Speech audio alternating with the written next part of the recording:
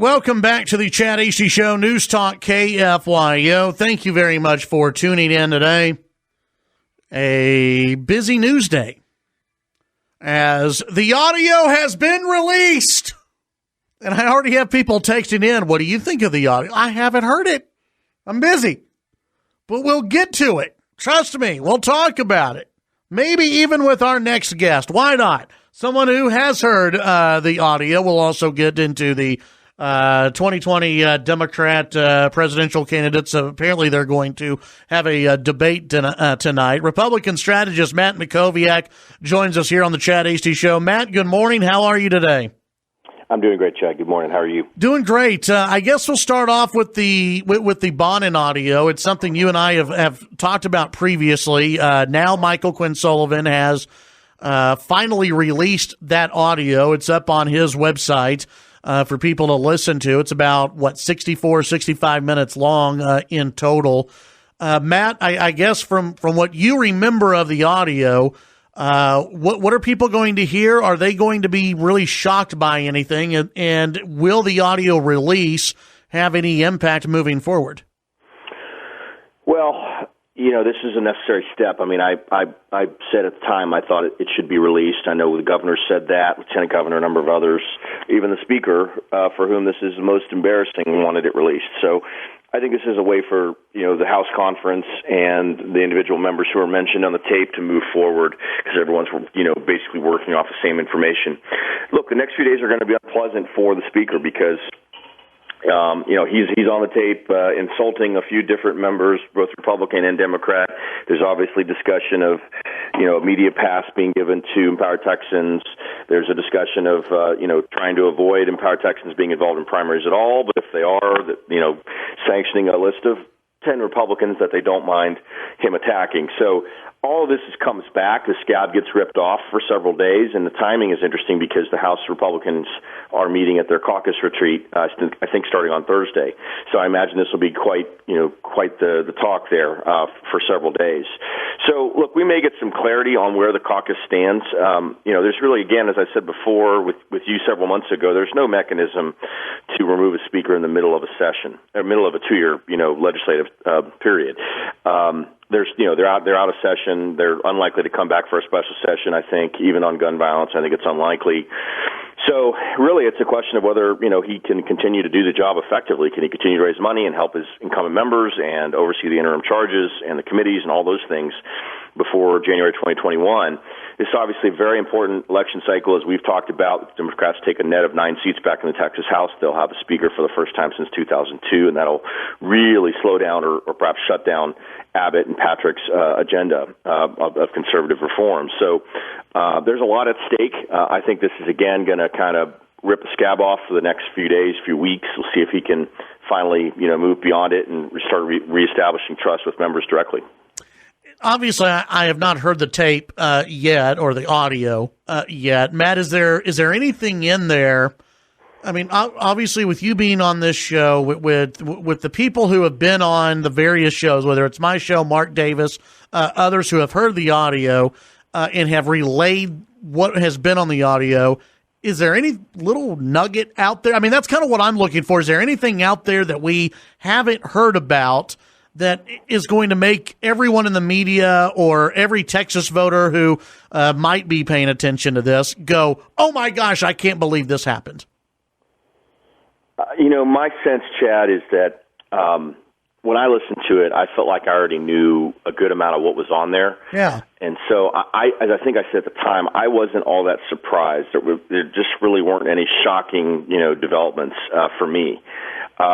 It's been a little while since the tape got much attention, so average people who don't pay attention to stuff, hour to hour, day to day, may be shocked because obviously this is horse trading. There's some frank talk on there, some sort of locker room talk to a certain extent. It doesn't make him look very good in that sense. So I think it's really just more context than anything else. And of course, other people will be able to listen to decide, okay, was he really trading a media credential for something of political benefit? If he was, there might be campaign finance or other criminal liability there. If people don't think that is as clear, they may think that this is not going anywhere. Keep in mind that the Texas Rangers investigation is still ongoing. I'm frankly stunned. It's now entered its third month. For a 1 hour meeting that included 3 people for which there's a tape. So I don't know what other elements there are or what interviews need to be conducted or evidence is being secured and reviewed. I mean, I'm kind of amazed how long this is taking. So we'll see where it goes. That's really the next hurdle. Now the tape's out, which is, again, something Bonnen wanted because he wanted to move forward. The next step is going to be, what do the Rangers find? What are their conclusions? Does this become a criminal matter for the Speaker? If it doesn't, then he can probably weather this and try and get through to next November and see if he still has the majority, and at that point, see if he's challenged for Speaker. Yeah, visiting with Matt Mackowiak. Matt, let's shift on to what's going to happen tonight, the 2020 Democrats debating on stage. You still have Julian Castro, who is somehow still in this race, and Beto O'Rourke, who I'm glad is still in this race, because the more he's talking, the more it's helping out the Republicans, in my opinion. I've seen some articles out today, and I'm sure you've seen them as well, that, this, for those 2 Texans, this debate really matters, that if they want to stay in this thing, tonight really matters. Do you agree with that? And what are your overall, I guess, thoughts of what to look for in tonight's debate? Yeah, as it relates to the Texans, I mean, they're hanging by a thread here. They both are really pretty irrelevant, 2%, maybe 3%, really nowhere in the early states, not getting any traction or any attention. Beto gets some attention when he says something ridiculous, which, as you said, I think helps the Republicans, hurts the Democrats. You're starting to see Democrats point that out on the record. Mayor Pete, I think, went after Beto on the gun confiscation issue, and you'll see other, I think, Democrats go after him. And look, this is the thing that's crazy because there are perverse incentives for tonight's debate. If you're not in that first tier of Biden, Warren, and Sanders, you probably need to behave like a crazy person tonight to try to get attention. And so I think there's 5 or 6 people tonight who may make really outlandish statements. Maybe they try to attack Biden over the Ukraine and China stuff. Maybe they say something outrageous about Trump. Maybe they attack each other. So that'll be interesting to watch. To me, the big question is, does Biden have to answer any tough questions on the Ukraine and China stuff? And do any of his competitors bring it up or attack him on it? There's some risk there because, Biden is warmly viewed by Democrats, sitting vice president for a president that they revere, Barack Obama. He's well-liked personally. And in this case, you have Trump, someone they hate, attacking him. So in some ways, it's made Democrats sort of rally around Biden. So that, to me, is the big question. I think the other question is, this is the first debate where Warren's going in as the front runner. And so she's going to receive more time and probably some attacks tonight. You're going to see perhaps Bernie Sanders attack her for not being a socialist. She calls herself a capitalist. You may see an attack on her for not being solid enough on Medicare for all.